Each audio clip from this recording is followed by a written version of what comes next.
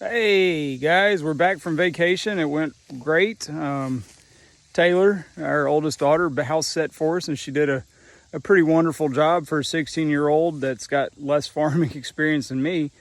I want to take today, we're going to be getting everything cleaned up around here and make sure everything's the way we like it. And wanted to take today and explain to you and show you a little bit more why we rotationally graze. I've walked back here, back to this pasture that's Mr. Carl's, our neighbor, and it's been about 3 weeks since they've been on this. I want to show you what the grass is doing. It's kind of hard to see, but the grass is recovering pretty nicely. This is not ideal grass, this sage grass here that we've got a lot in this back pasture. It has something to do with the pH and being grazed for many years. But it's recovering. We got all sorts of mixed grasses that are recovering nicely.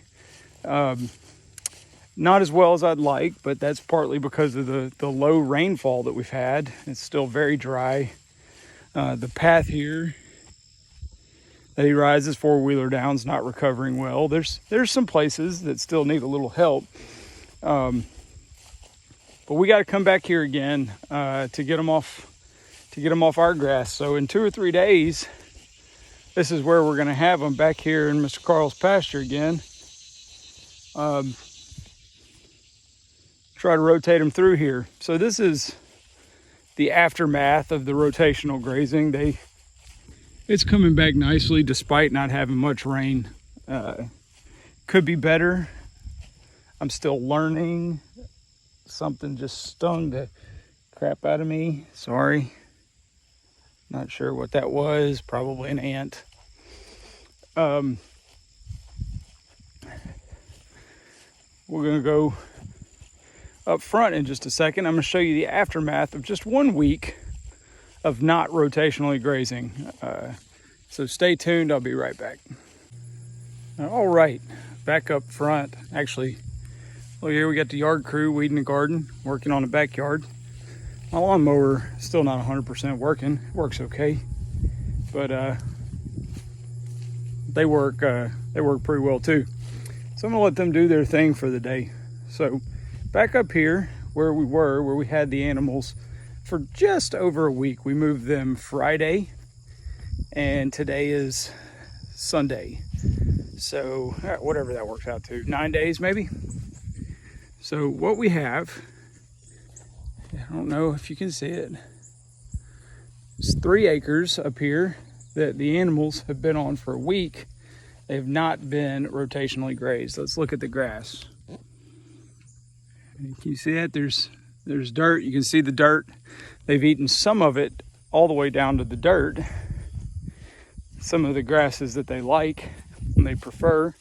You can see all the manure, various stages of dryness because they've been on the same plot of ground for several days.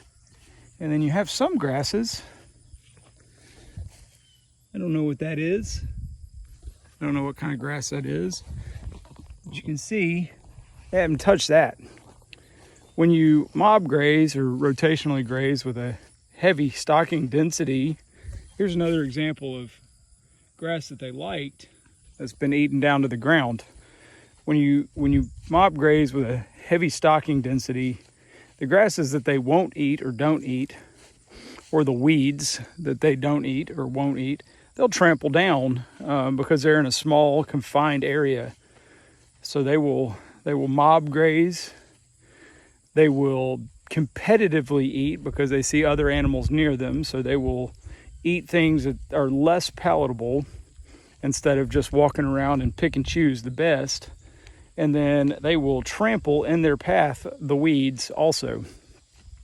So it works out well for the animals, also works out well for the pasture, because then you can move them and not have them on the same spot of ground that they've been on. You can see this was all overgrown when we moved in. We reclaimed some of that with a lawnmower. You can see all out here, all those little tufts of sage grass and other weeds that they wouldn't eat. When we can mob them densely enough through these areas, they'll eat that and they'll trample it down. It's sage grass, not poisonous to them, not toxic to them, but they will eat it if they don't have any other choice. But when they're given a choice, they'll leave it.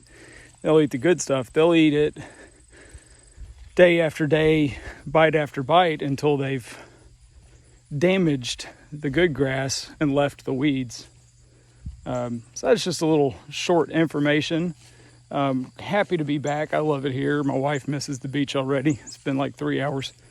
So we're going to get everything settled, and I'm going to start back making videos for you guys, and hope that's some good information for anybody just starting with livestock that wants to rotationally graze.